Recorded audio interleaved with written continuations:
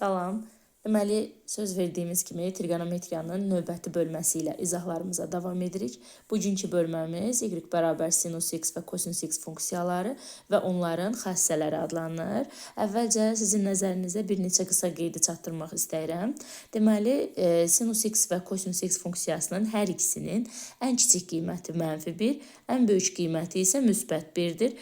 Hər iki funksiyanın qiymətlər çoxluğu -1, müsbət 1 aralığında dəyişir. Funksiyaların içərisində cüt funksiyamız sadəcə kosinus x-dir.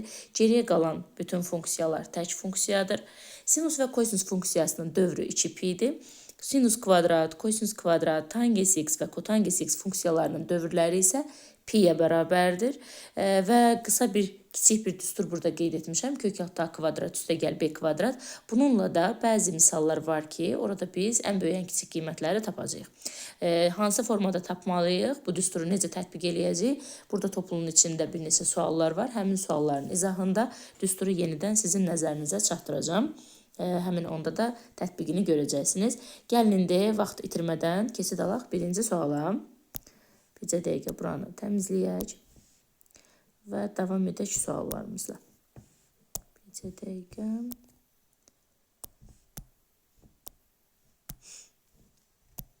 Bəli. Deməli, davam edək. Birinci sualımıza baxaq. Bir də deyir ki, y bərabər kosinus kvadrat 2x funksiyasının əsas dövrünü tapın. Uşaqlar, burada bayaq da qeyd etdik. Dövr 2π-dir normalda. Ancaq kvadrat olduqda dövrümüz olur pi.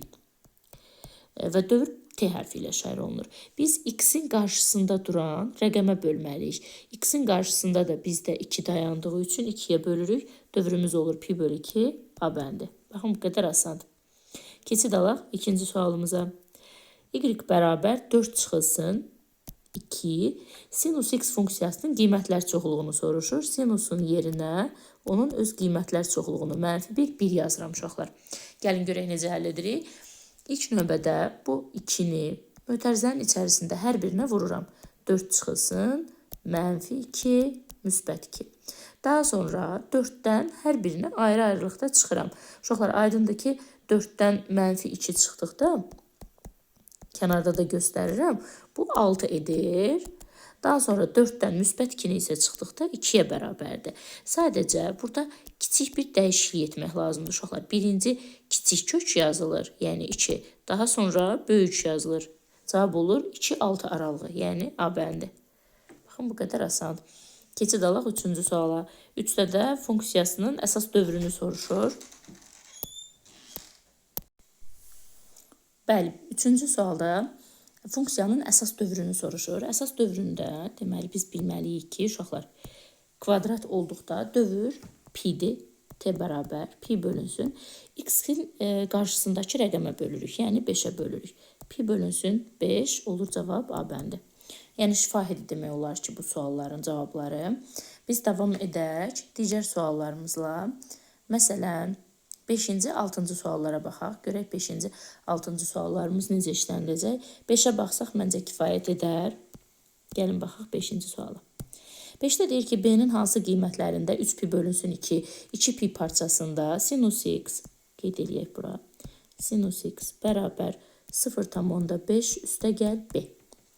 Bərabərliyi doğru olar. Əvvəlcə uşaqlar, gəlin 3π böl 2 və 2π aralığında funksiyanın qiymətlərinə nəzər salaq. Deməli, aralıqlarımızı da buradan qeyd edirəm. Uşaqlar, 3π bölünsün 2.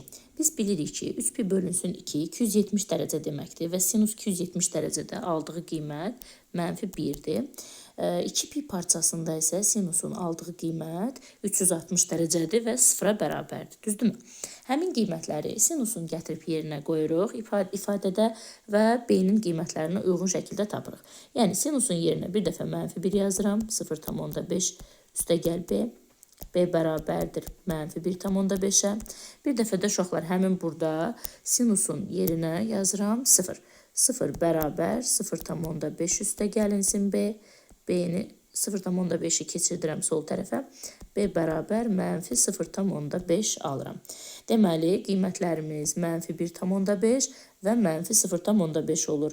Bu isə 5-ci sualda B variantındadır. Bəli, B variantı uyğun gəlir. Keçid alaq növbəti suallara. Baxaq, 7-ci sual. 7-də deyir ki, funksiyasının əsas dövrünü tapın. Biz bilirik ki, sinus x funksiyasının əsas dövrü 2pi-dir və biz həmin o 2pi-ni x-in qarşısında duran rəqəmə bölməliyik. 7-ci sualda t bərabərdir 2pi bölünsün. Bəs x-in qarşısında uşaqlar burada nə dayanır? Görürsünüz 3x yazılıbdır. Deməli, burada 3 dayanır.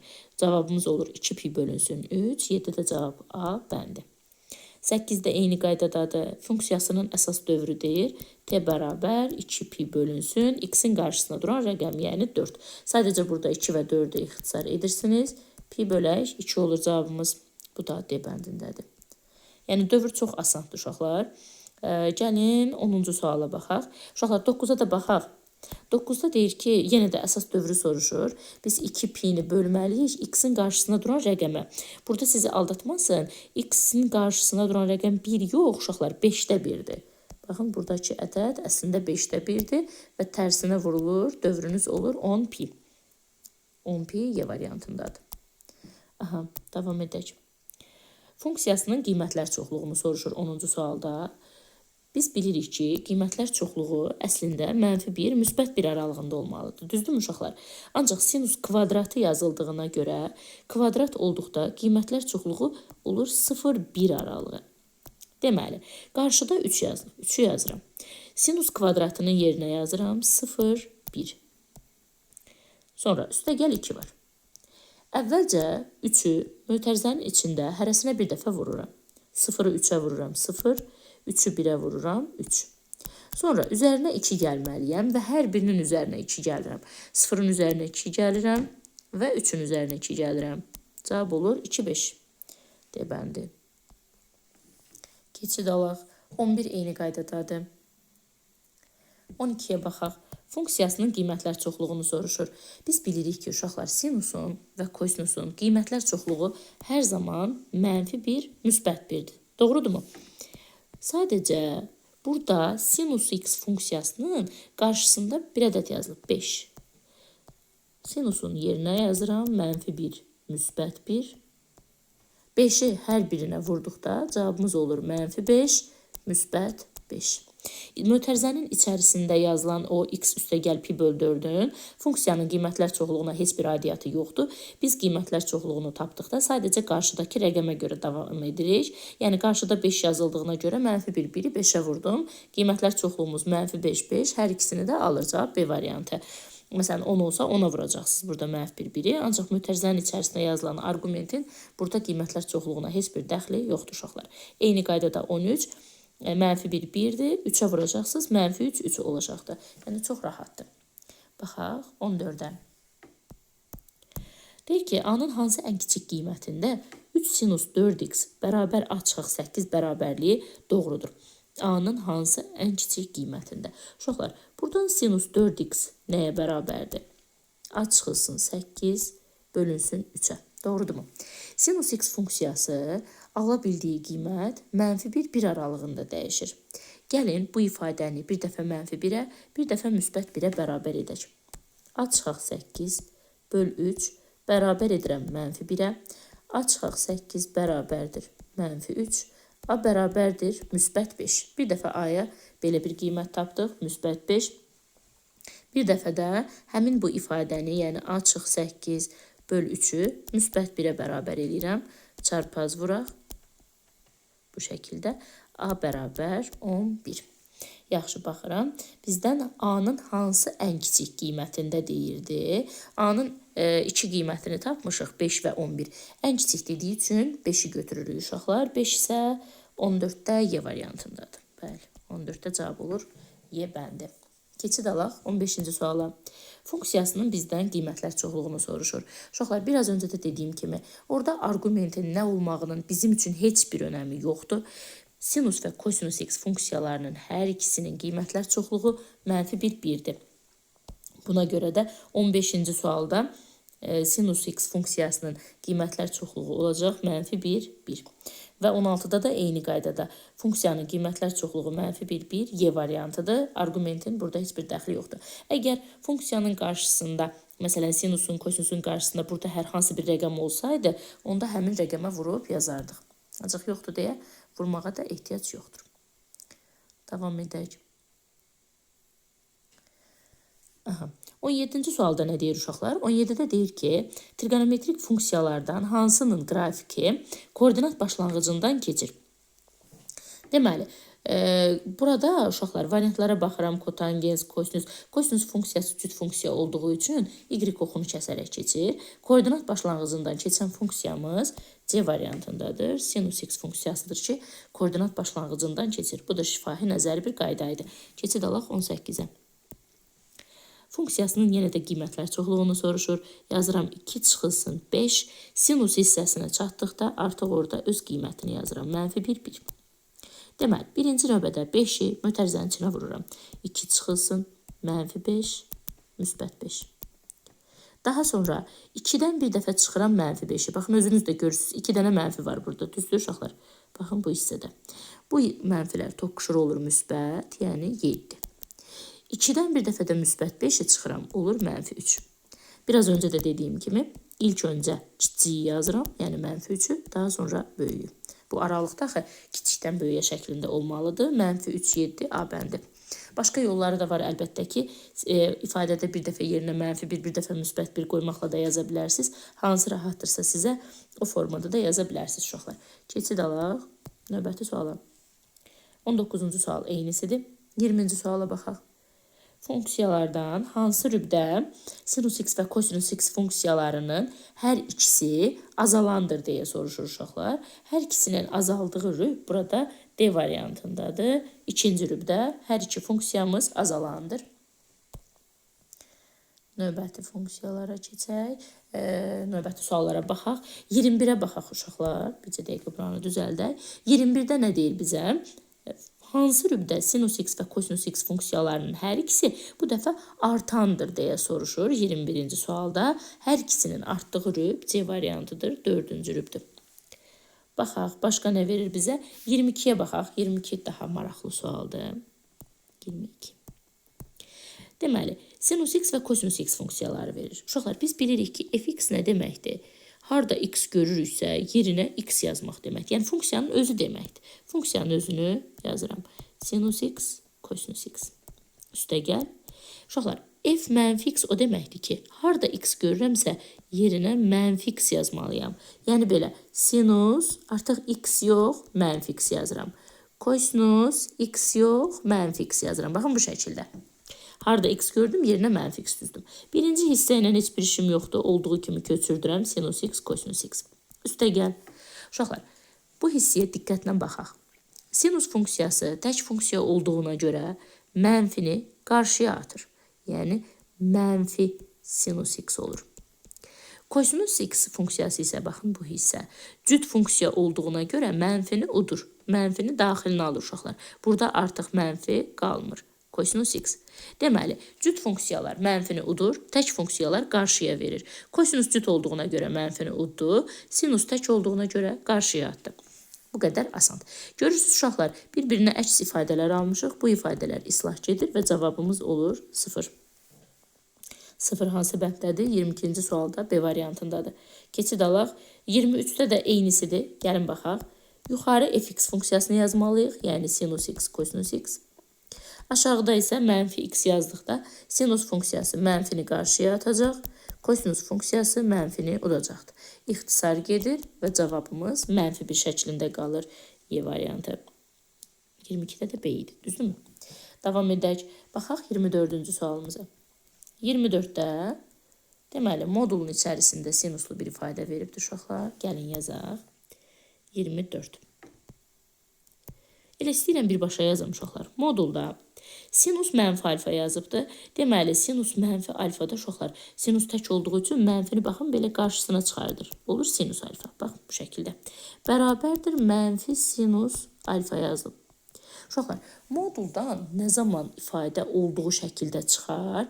Bu ifadə əgər özü də müsbət olarsa, yəni bax, modulun içərisi müsbət olsa, modul olduğu kimi açılır. Bəs bu ifadə necə müsbət olsun? Axı qarşıda mənfi var. Deməli, sinusun özü də mənfi olmalıdır ki, bu mənfilər toqquşsun, müsbət olsun. Sinusun mənfi olduğu aralıq, bəs gəlin görək haradır uşaqlar? Sinus x funksiyası yuxarı rüblərdə müsbət, aşağı rüblərdə mənfi alır. Düzdürmü? Sinusun mənfi olduğu aralıq 3-cü və 4-cü rüblərdir. 24-cü sualımızda cavab olur A bəndi. Mənfi olduğu aralığı tapdıq yəni. 25-ə baxaq, oxşar sualdır. Yazılıb belə bir şey, kosinus alfa bərabər kosinus alfaya. Uşaqlar, ifadə o zaman olduğu kimi çıxır ki, deməli bu ifadə müsbət imiş. Bəs kosinus nə zaman müsbətdir? Kosinus sağ tərəflərdə müsbət, sol tərəflərdə mənfidir. Bəs sağ tərəfdəki rüblərimiz 1-ci və 4-cü rüblərdir. Deməli, 1-ci və 4-cü rüblərdə A bəndi. Keçid alaq növbəti suala. Deyir ki, bərabərliklərdən hansı doğru ola bilməz? Deməli, uşaqlar, sinus x və kosinus x funksiyaları mənfi bir aralığında dəyişir. Yəni, siz gedib sinus x-ə 2,5, 3,5, 1,25 deyə bilməzsiniz. Biz də burada həmin hissəni gözləyəcəyik. Sinus və kosinus funksiyalarının hər ikisinin düzgün kəsir olduğu aralıqları axtarmalıyıq. Məsələn, birincidə 0,5, 2-də 1-dir. Yəni, bu doğru ifadədir. Qabağına yazaq, bir müsbət. Məsələn, ikinciyə baxaq. Uşaqlar, təqribən kök altda 5-dən 2 tam neçəsə bir ədəd çıxır. Tutalım, yazıram elə 2,2, ən minimal halından. Məxrəcdə də bir 2-miz var, düzdür? 2,2-ni, yenə deyirəm, bunu təxmini yazırıq. 2,2-ni 2-yə bölsək, 1,1, yəni neçəsə alınır, düzdür? Yəni, 1-i aşır. Artıq 1-i aşırsa, sinus 1-i aşa bilməz. Ən böyük ala bildiyi qiymət onsuz da 1 idi. Deməli, birdən böyük qiymət ala bilməz deyə ikinci variant yanlışdır, ikinci doğru deyil. Üçüncüdə, sinusda burada kök altda 3-dən təqribən 1 tam neçəsə çıxır uşaqlar. 4-də 1 tam nə qədər düzgün kəsir olduğuna görə üçüncü ifadə doğrudur. Baxaq 4-ə. 4-də kosinusda burada kök altda 5-dən təqribən çıxsın, tutalım, yenə deyirəm 2,2. 2,2-dən bu qarşıdakı 4-ü çıxanda uşaqlar mənfi 1,8 və s. kimi bir şey qalır. Düzdürmü? Təqribi qiymət olduğu üçün belə deyirəm. Və yenə də mənfi 1 olan hissəni də aşır. Ən ala bildiyi kiçik qiymət mənfi 1-dir. 1,8, hətta 1,1 belə ala bilməz. 4-cü də yanlışdır, cavab olur 2, 4. Baxaq görək hansı variantdadır, bunu biraz sürüşdürək. 2, 4, bəli, olur Y variantında. Keçid alaq 27-ci suala. 27 də gözəl suallardandır. 27-də nə deyir uşaqlar? Deyir ki, alfa bucağı 3-cü rübə aiddirsə və kosinus haqqında danışır burada. Kosinus alfa çıxılsın, kosinus alfa. Uşaqlar, ilk öncə gəlin baxaq. Kosinus sağ tərəflərdə müsbət, sol tərəflərdə mənfidir. 3-cü rübə baxıram. 3-cü rübdə kosinusun işarəsi budur, buradadır, mənfidir. Yəni, mənim modulumun içərisi mənfidir. Kosinus alfa, uşaqlar, kosinus burada qarşısına mənfi verərək açılır və qarşıdakı mənfi ilə də burada toqquşur, olur müsbət.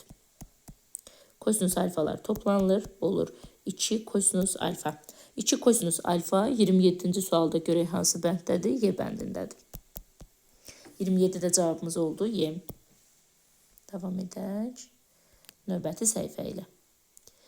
28 eynisidir, sadəcə sinus şəklində veribdilər. İstəyirəm onu da yazaq uşaqlar. Nə deyirsiniz, yazaq mı? Sizin yerinizə ona cavab verirəm, bəli, yazaq. Deməli, 28-də deyir ki, alfa 4-cü rübün bucağıdırsa, gəlin ilk öncə bucağımıza baxaq. Uşaqlar, sinus 1-ci, 2-ci rüblərdə müsbət, 3-cü, 4-cü rüblərdə mənfi olur. Yəni, aşağı hissələrdə mənfidir. Modulun içərisindəki ifadəni yazıram. Sinus alfa, üstə gəl, sinus alfa. 4-cü rübdə sinusun işarəsi, baxın, buradadır, mənfidir. Yəni, modul mənfi ilə açılır. Mənfi sinus alfa şəklində açılır.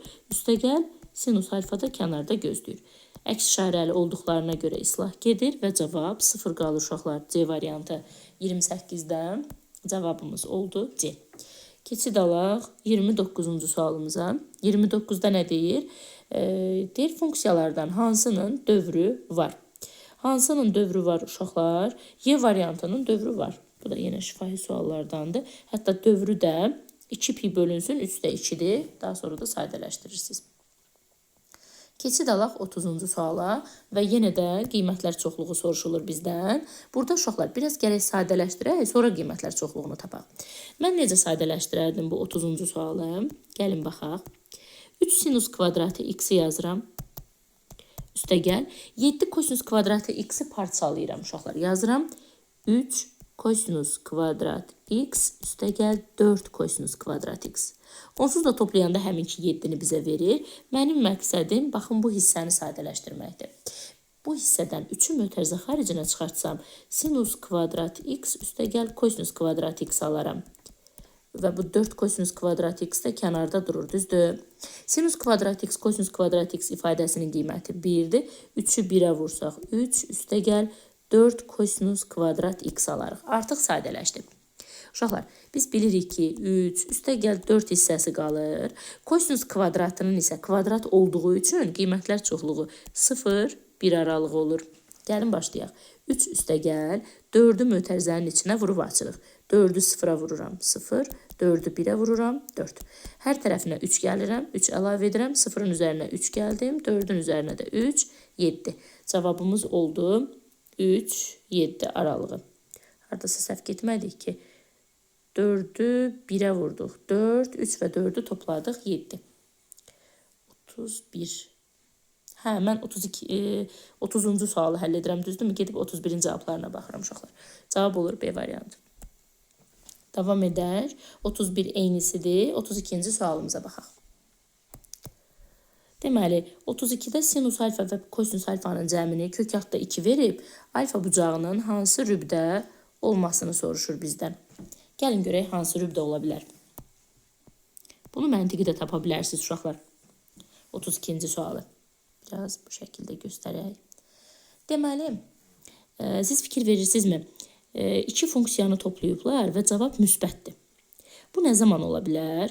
Yəni, hər ikisinin cavabını toplayanda nə zaman müsbət ola bilər?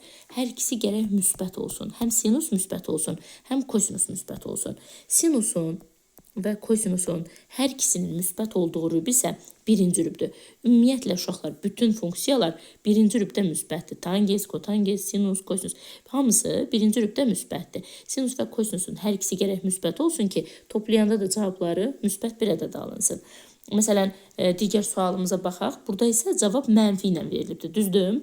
Bəs niyə cavab mənfidir? Hansı ədədləri toplayanda cavab mənfi alınır? Hər ikisi gərək mənfi olsun. Hər ikisinin mənfi olduğu rüb isə A bəndidir. 3-cü rübdür. Keçid alaq növbəti suala. Aha, deyir ki, beta 4-cü rübün bucağıdır, uşaqlar. Beta 4-cü rübün bucağıdırsa, gəlin sinus və kosinusun əvvəlcə işarəsini müəyyən edək. İlk buraya yazıram sinusu. Sinus yuxarı hissələrdə müsbət, aşağılarda mənfidir. 4-cü rüb dediyinə görə, deməli, sinusun burada mənfi olmalıdır. Kosinusa baxıram. Kosinus sağ tərəflərdə müsbət, sol tərəflərdə mənfidir. 4-cü rüb dediyi üçün kosinusumun işarəsi müsbətdir. Gəlin, burada da qeyd eləyək. Deməli, biz sinusu mənfi tapdıq. Kosinusu isə müsbət tapdıq. Çoxmu qaraladıq? Gəlin, düzəldək. Kosinusu müsbət tapdıq. İndi baxaq. Sinus burada mənfi olduğu üçün birinci mötərizəmizin içi sinus beta, çıxılsın sinus beta alınır. Heç digər mötərizəni artıq köçürmürəm, uşaqlar. Çünki digər mötərizənin içərisində olur olsun. Sinus betadan sinus betanı çıxdıqda cavabımız qalacaq 0. Digər mötərizə nə olur olsun? 0-ı vuranda cavab olacaq 0.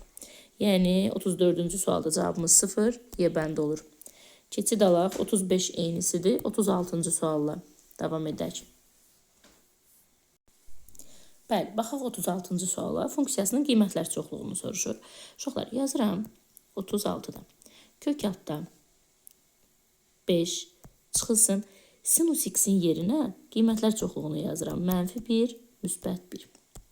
Yenə də kök altda 5-dən mənfi 1-i çıxıram. Uşaqlar, burada olur 6 və 5-dən 1 çıxıram, olur 4. Biz bilirik ki, birinci kiçiyi yazmalıyıq, yəni 4-ü, daha sonra böyüyü, 6-nı. Kökdən çıxartsaq, kök altda 4-dən 2 çıxır, uşaqlar. 6-dan isə kök çıxmır. 2 kök altda 6. Cavabımız olur A bəndi. Baxın, bu qədər sadə. Sadəcə yerinə mənfi 1 qoyub hesablayıram. Ayrı-ayrılıqda da qoyub hesablaya bilərsiniz. İstəyirsiniz 37-ci sualı da digər üsulla yazaq. Mən həmişə bu üsulla istifadə edirəm. 37-ni də başqa yolla gəlin yazaq. 37-yə baxaq. Deməli, 37-də necə yazıram, uşaqlar? İlk öncə y bərabər kök altda 5 çıxılsın. Kosinus x-in yerinə qiymətlər çoxluğunu, yəni bir dəfə -1 yazıb həll edirəm. Bir dəfə də 5 çıxılsın, müsbət 1 yazıb həll edirəm. Burada cavabımız olur 6. Bu hissədə cavabımız olur 4. 4-dən çıxır 2. Aralığınız olur 2. Kök altda 6. Kiməsə asant gəlirsə, bu yolla davam edə bilər, yaza bilər. Cavabımız deməli hansı variantdadır? Baxaq. Y variantındadır. 37-də də cavab Y bəndindədir. Keçid alaq növbəti suala. 38-ə. Gəlin 38-ə baxaq. Bu hissəni təmizləyirəm. Bizdən soruşur ki, bu ədədləri müqayisə edin. Ədədləri müqayisə etdikdə siz fikir versəniz, əgər uşaqlar kosinus 4 yazılıbdır, dərəcə deyil. Deməli, radiyandır. Dərəcəyə keçmək üçün 57-yə vururuq. 4-ü 57-yə vurduqda cavabımız olur kosinus 228 dərəcə. Və digəri nədir? B-də kosinus 4 dərəcədir. C isə 0-a bərabərdir və indi biz bunları müqayisə etməliyik. Uşaqlar, əvvəlcə gəlin koordinat sistemini çəkək.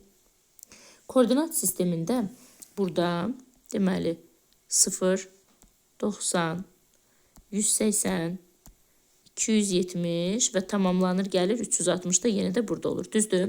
228 isə 3-cü rübün bucağıdır uşaqlar. 3-cü rübə düşür. Biz bilirik ki, kosinus 3-cü rübdə mənfidir. Yəni A mənfi bir ədəddir. 228 dərəcə. B isə kosinus 4 dərəcə 0-90 arasına düşür uşaqlar. 0-90 arasında burada birinci rübə düşür və birinci rübdə sağ tərəflərdə kosinus müsbət olur. 0 isə neytraldır. Nə mənfidir, nə müsbət. Deməli, açıq aydın görünür ki, A mənfi olduğu üçün 0-dan kiçikdir. 0 isə müsbət B-dən kiçikdir uşaqlar. A kiçikdir C, kiçikdir B. Baxaq, hansı variantdır? C variantıdır. Davam edək.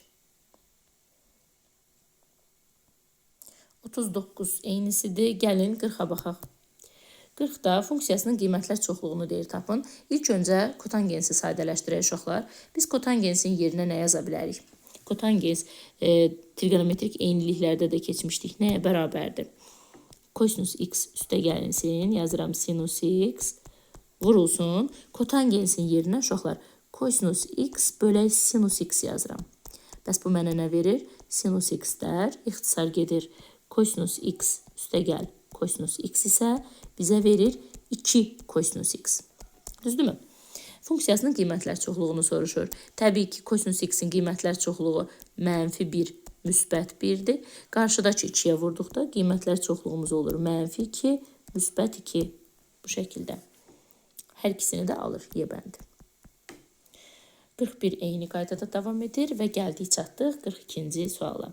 Yadınızdadırsa uşaqlar, dərsin əvvəlində qaydaları sizə göstərdim və dedim ki, orada kiçik bir qayda yazmışdım. Kök altda A kvadrat üstə gəl B kvadrat.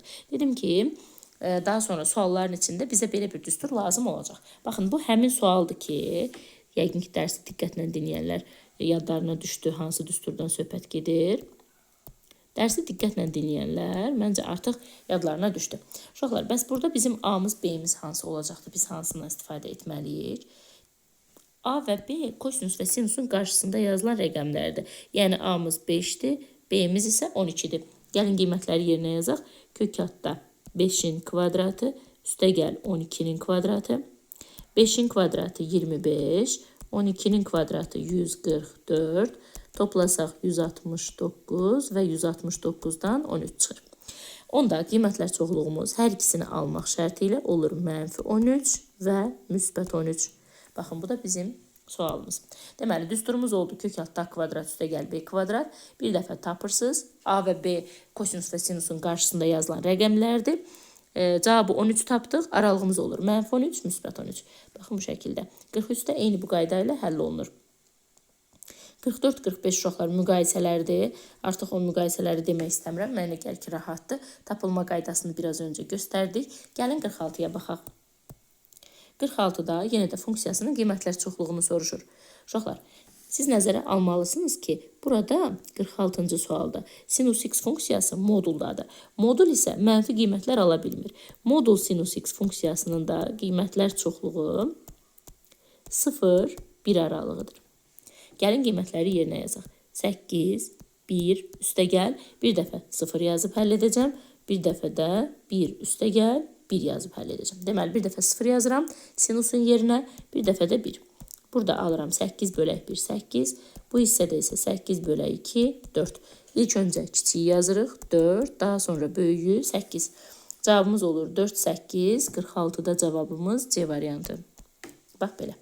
47-də də eyni qaydada 0, 1 yazıb həll edirsiniz. Bir dəfə 0 yazın, həll edin tənliyi.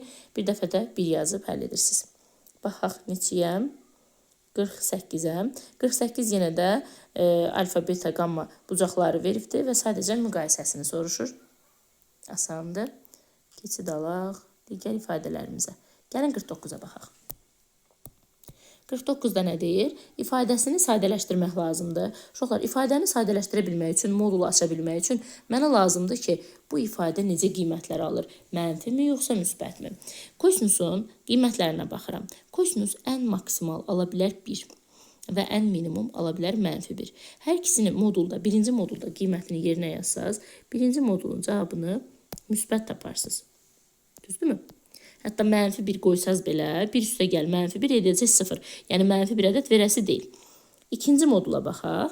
İkinci modulda kosinusun yerinə 1 yazsam, 1 çıxaq 1 0-dır. -1 yazsam isə 1 çıxılsın, -1 2 eləyir. Yəni ikinci modulun da işarəsi müsbətdir. Müsbət olduqda modulları olduğu kimi açmaq lazımdır. 1 üstəgəl kosinus alfa üstəgəlinsin, 1 çıxılsın kosinus alfa. Baxın, bu şəkildə kosinuslar islah gedir. Cavabımız olur 2 D bəndi. Deməli, yenə də qiymətlər çoxluqları gəlir. Gəlin 51-ə baxaq. Nisbətən daha uzun görünür. 51-ci sualın həllinə baxaq. 51-də deməli, bizə belə bir ifadə verib. Biraz bunu çəkim. Funksiyasının əsas dövrünü soruşur bizdən. Baxaq görək biz bu ifadəni necə sadələşdirə bilərik uşaqlar. Gəlin hər birindən sinus 3x-i və kosinus 3x-i mötərizə xaricinə çıxardaq. Sinus 3x, kosinus 3x-i çıxardıram. Birinci tərəfdə qalır sinus kvadrat 3x. İkinci tərəfdə qalır kosinus kvadrat 3x. Mötərizənin içi eyniliklərə görə bizə 1 verir və cavabımız olur sinus 3x, kosinus 3x. Biraz da sadələşdirək uşaqlar. Sinus 2 alfanın bir düsturu var idi. Əgər yadınıza gəlirsə, açılışı 2 sinus alfa, kosinus alfa şəklində idi. Baxın, bizim hal-hazırda bu sinus alfa, kosinus alfa hissəmiz var. 2 yoxdur. 2 niyə yoxdur? Çünki qarşıda bir 2-də 1 olub uşaqlar. Həmin 2-də 1 ilə 2 açılışda ixtisar gedib. Bağlasam, yazmalıyam sinus 6x. Baxın, bu şəkildə artıq sadələşdirdik. Əsas dövrünü soruşur bizdən. Dövr bilirik ki, t ilə işarə olunur. Sinusun dövrü 2pi idi və x-in qarşısında duran rəqəmə, yəni 6-ya bölmək lazımdır. İxtisar gedir. Cavabımız olur pi bölünsün 3, yəni D variantı. Dəqiqə, sualımızın nömrəsi neçə idi? 51. 51-də cavab olur D variantı. Keçid alaq növbəti suala. Gəlin baxaq, görək hansı sualımıza baxaq. 53-ə gəlin baxaq uşaqlar. 53. Bir dəqiqə lövhəmizi təmizləyim. Görək 53-dən alırıq. Deməli, bərabərliklərdən hansı doğru ola bilməz deyə soruşur bizdən. Baxaq görək hansılar doğru ola bilməz uşaqlar. Deməli, baxaq. Məsələn, birinci bərabərliyə baxıram. Birinci bərabərlik doğru ola bilərmi? Gəlin baxaq görək. Birinci bərabərlik doğru ola bilməz. Niyəsini də birazdan deyəcəm sizə. Sonra, burada uşaqlar, məsələn, doğru ola bilməz, ümumiyyətlə, üçüncü doğrudur. 3 doğrudur. Niyə? Kök adda 82-dən 4 tam nə qədər bir ədəd çıxar? Daha doğrusu 3 tam nə qədər bir ədəd çıxar? 4-cü dərəcədən. 81-dən 4-cü dərəcədən 3 çıxır axı uşaqlar. 82-dən də 3 tam nə qədər bir ədəd çıxır və 4 də çıxanda düzgün kəsir qalır. Əgər düzgün kəsir qalırsa, deməli kosinus artıq ödəyir qiymətini. Düzgün kəsir olar. Üçüncü cavab, deməli doğrudur. Bizdən səhvləri soruşur. Y bəndi, A bəndi, C bəndi çıxır. Bizim cavablarımız B və D arasındadır. Burada hər ikisində 1 var, 4 var, 2 və 5-ə baxaq. Görək hansı ola bilməz. Deməli 5-ə bax, 2-yə baxıram uşaqlar. 2 ola bilər, niyə də olmasın? Çünki 2 də düzgün kəsirdir. M və N hər ikisi sıfırdan böyük ədədlərdir. Məsələn, M-ə 3 desək, N-ə 5 desək, məxrəcimiz olur 8, sürət olur 3. 8-də 3 düzgün kəsirdir deyə ödəyir. İstənilən rəqəm qoysaz ödəyəcəkdir uşaqlar burada. Çünki bizə lazımdır sinusun, kosinusun qiymətləri düzgün kəsir olsun. Deməli 2 doğrudur, 2-ni də götürmürük. Elə birbaşa cavabımız oldu D variantı 1, 4, 5.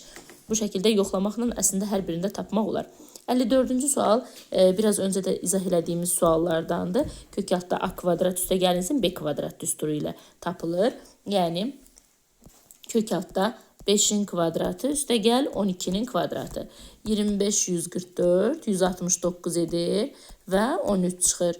Mənfi 13, müsbət 13. Bizdən nə soruşur? Funksiyasının qiymətlər çoxluğuna daxil olan ən böyük ədədi soruşur. Ən böyüyümüz də müsbət 13-dür uşaqlar. 54-də cavab olur müsbət 13. Keçid alaq 55-ə. Lövhəmizi təmizləyək. 55-də nə deyir? A parametrinin neçə tam qiymətində bərabərliyi ödənər deyir. Gəlin birinci verilmiş bərabərliyi açaq. Sadələşdirək. Görək nə alırıq? 1 üstə gəlinsin 2A üstə gəl A kvadrat bərabər 1 üstə gəl A sinus x. Düzdürmü? Belə bir bərabərliyi aldıq. Bərabərliyin sağ və sol tərəfindən birləri islah apara bilərik. Düzdür? Sonra başqa nə yaza bilərik uşaqlar? Bu tərəfdən A-nı mötərizə xaricinə çıxardaram. 2 plus A qalar. Bərabər, bu biri tərəfdə isə A sinus x-dir.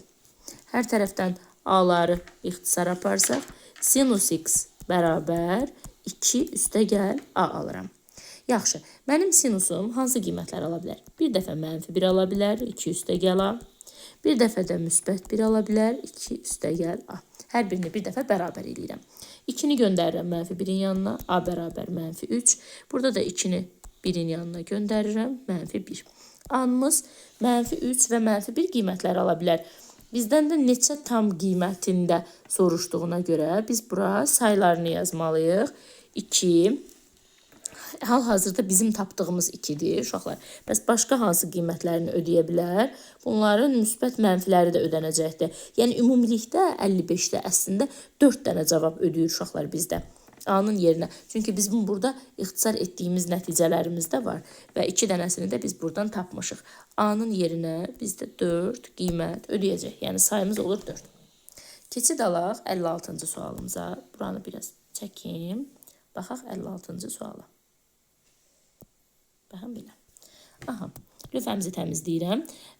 Deyir ki, bizə bir ifadə verib 7-yə bərabərdir. Sinus alfa plus kosinus alfa ifadəsinin qiymətini soruşur. Uşaqlar, bunların açılmasına aid gəlin baxaq. Sinusun və kosinusun ən böyük qiyməti 1-dir, düzdür? Kosinusun yerinə 1 yazsam, görürsünüz.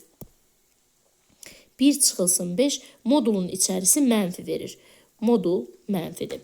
Deməli, kosinus alfa çıxılsın 5, modulu mənfidir. Yəni, tərsini açacağım daha sonra. Üstə gəl, mənfi yazaq.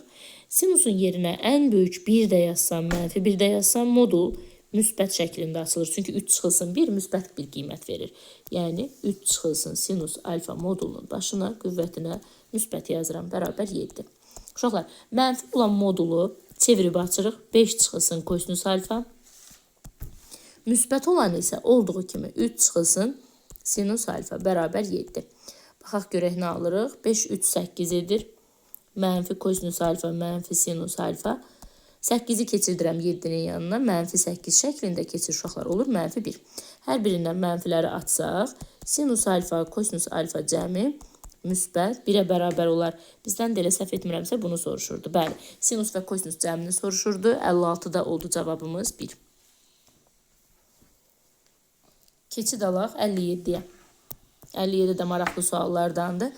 Bizdən dövrü soruşur.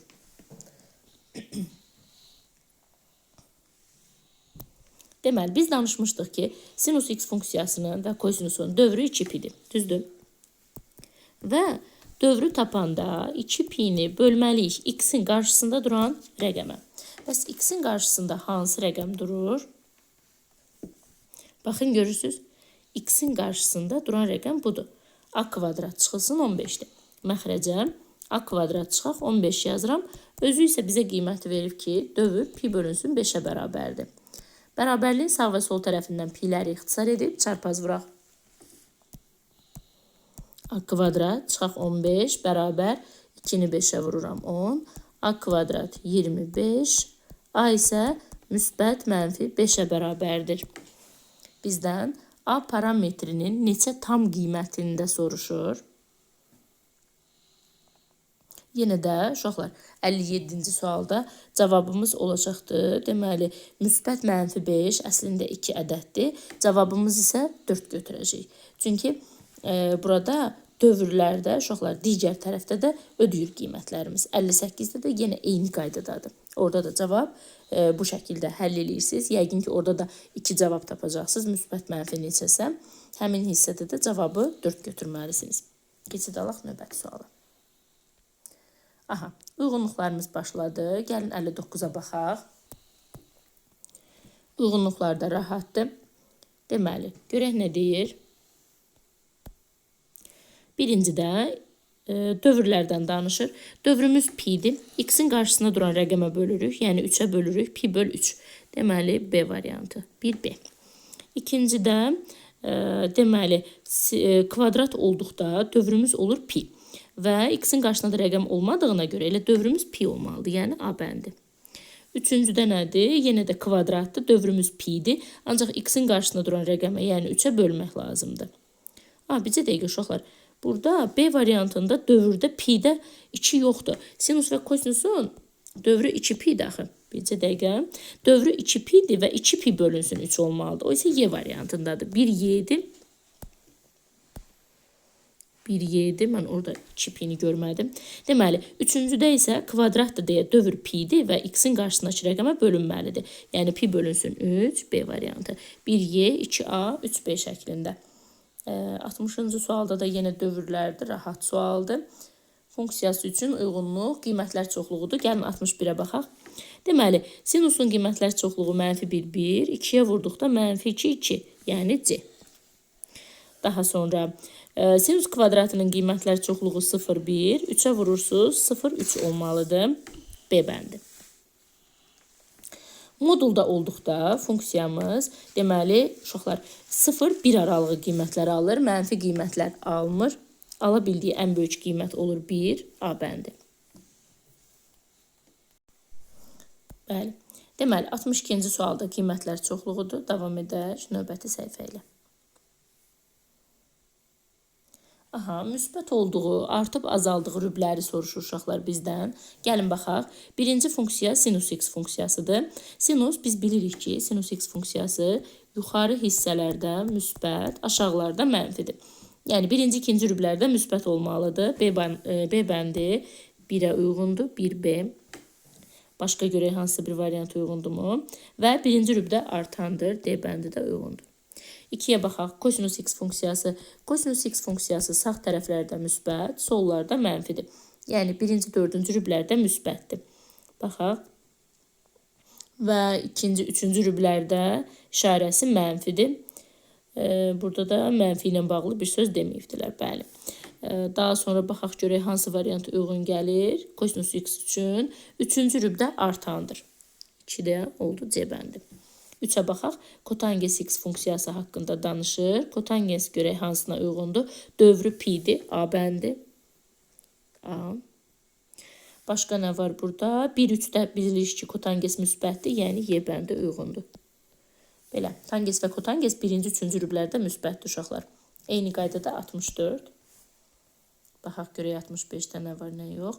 Yenə də qiymətlər çoxluğu soruşur. Gəlin baxaq. Burada biraz sadələşdirmə etməliyik. Uşaqlar, birinci funksiyanın yerinə, deməli, biz belə bir ifadə yazırıq. 2-də 1 sinus 6x. Qiymətlər çoxluğu isə, əslində sinus 6x-in qiymətlər çoxluğu mənfi 1, 1-dir. 2-də 1-ə vurduqda mənfi 2-də 1, müsbət 2-də 1 aralıq olur. Mənfi 2-də 1, müsbət 2-də 1. Burada 0,5 ilə veriblər uşaqlar. Y bəndi 65-də 1Y. Baxaq ikinciyə. Kosinus kvadrat çıxaq sinus kvadrat. İkinci də məşhur düsturdur. Kosinus 2 alfanın açılışıdır. Kosinus 4x-dir bu ifadənin açılışı. Qiymətlər çoxluğu isə -1, 1 olacaq. Qarşıda da heç bir rəqəm yazılmayıbdır. Nəyəsə vurmağa ehtiyac yoxdur. 2 olur D. Üçüncüyə baxaq. Sinus x üstə gəlinsin kök altda 3 kosinus x. Uşaqlar, burada da yenə də düstur tətbiq etmək lazımdır. Düsturu isə necə tətbiq edirik? Deməli, yazıram kök altda sinusun buradakı əmsalı, yəni qarşısında duran rəqəm görürsünüz 1-dir. Kosinusda isə kök altda 3-dür. 1 üstə gəl, daha doğrusu 1-in kvadratı, 1-in kvadratı onsuz 1 verir və üstə gəlinsin kök altda 3-ün kvadratı. Kök altda 3-ün kvadratı isə 3-dür. Bərabər 4, 4-dən çıxır 2. Qiymətlər çoxluğumuz olur -2, -2. B variantı, B isə burada. Deməli, 1Y, 2D, 3B. 66 eynisidir. Baxaq görək 67-də nə yazılıbdır. Bucaqlar haqqındadır. Yenə neçənci rübə aiddir və s. onu göstərir. Gəlin ona da baxaq. 67-yə də baxaq, qalmasın arada. Deməli, 67-də biraz daha yaxınlaşdırım. Sizə də rahat olsun. Sinus alfanı 5-də 4 veribdir. Sinus alfa 5-də 4-dürsə, biz kosinusu məsələn tapa bilərik buradan. Kosinusu uşaqlar birinci trigonometrik eyniliyə görə tapırsınız. Bu da necə idi? Kök altda 1 çıxılsın. Sinus kvadrat alfa idi. Yəni 5-də 4-ün kvadratı 25-də 16 olur. 25-də 9. Buradan isə 5-də 3 çıxır. Yəni 0,6. Təbii ki, plus minus 0,6. Varmı? C bəndi uyğundur. 1C, 67-nin birincinə C yazdıq. Keçək ikincisine baxaq. Sinus alfa 5-də 3-dür. Eyni şəkildə kosinusu tapa bilərik. Kök altda 1 çıxılsın, 25-də 9 yazırsınız. 25-də 16, 5-də 4 çıxır. Y bəndi uyğundur. 0,8. 1C, 2Y. Üçüncüsünə baxaq. Kök altda 2/2. Uşaqlar, bu məşhur qiymətdir. 45 dərəcədir. Sinusun qiyməti birinci rübə aiddir. Burada elə belə bir söz gördüm. Yox, burada yazılıb ki, alfa bərabər 3-cü rübə aiddir. Xeyr, bu uyğun deyil. Başqa nədir? B bəndinə görüm nə yazıblar uşaqlar. Bircə dəqiqə B bəndini diqqətlə oxuyaq. Alfa ilə qonşu olan bucaq alfadan 3 dəfə böyük ola bilər. Bəli, burada bucağımız 45 dərəcədir. Onun qonşusu isə 180-dən 45 çıxanda 135 qalır və 135 45-dən həqiqətən 3 dəfə böyükdür. Üçüncüdə isə cavab B bəndidir. Bunu da qeyd edək. Deməli, 67-nin variantlarını yazdıq. Bir dəfə də diqqətlə baxaq, uşaqlar, başqa görək variant varmı? A bəndinə nə yazılıb? 2 alfa bərabər 90 yazıblar. Aydın məsələdir ki, 92-yə böləndə alfaya 45 düşür. Kökdə 2/2 də 45 dərəcə deməkdir də, düzdürmü uşaqlar? Üçüncüdə olur A. Deməli, 1C, 2Y, 3, A, B. Bu şəkildə. Keçirik burada ətraflı yazı tələb olunan tapşırıqlara. Gəlin baxaq buradakı məsələlərimizə. Bir dəqiqə lövhəmizi təmizləyim.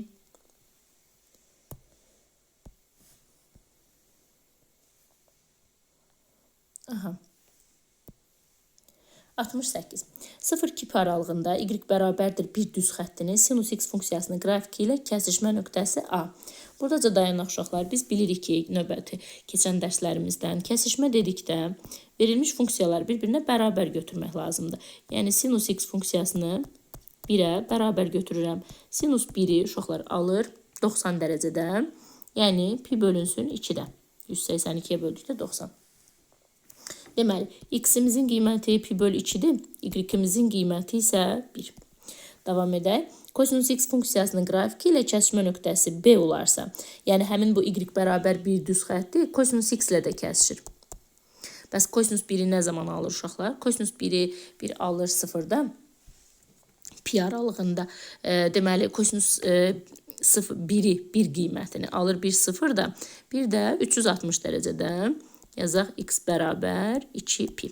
Deməli, x-imiz 2 pi oldu, y-imiz isə 1.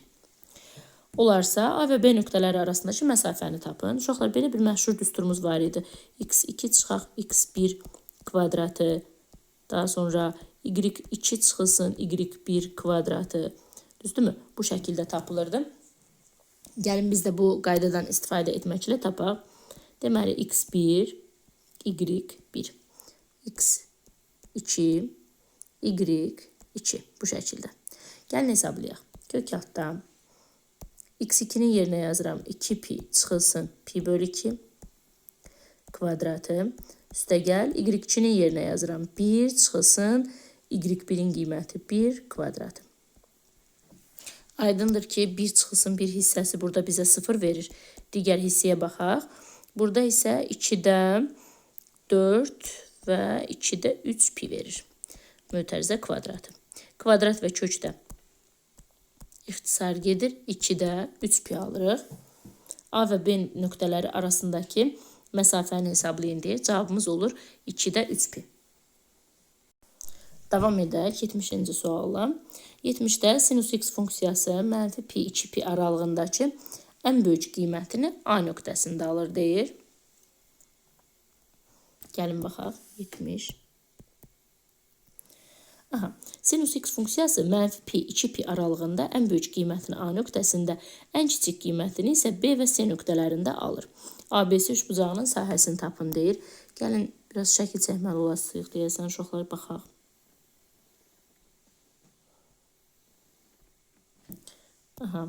Deməli, sinus x funksiyası koordinat başlanğıcından keçən bir funksiyadır.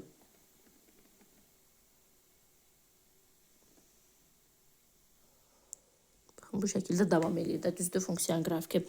Mənfi pi 2 pi aralığındakı ən böyük qiymətini deyir A nöqtəsində alır. Funksiya ən böyük qiymətini, baxın, buralarda bir yerdə alır və aldığı ən böyük qiymət 1-dir təbii ki. Bu nöqtə bizim A nöqtəmizdir.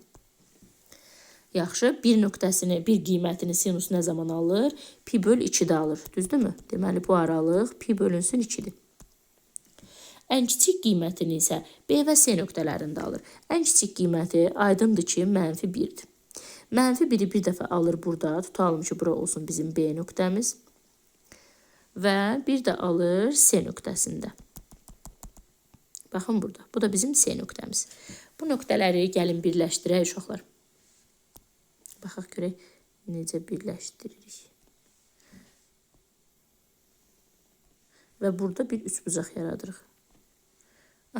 Üçbucağın içini gəlin rəngləyək ki, görünsün ki, bu necə üçbucaqdır.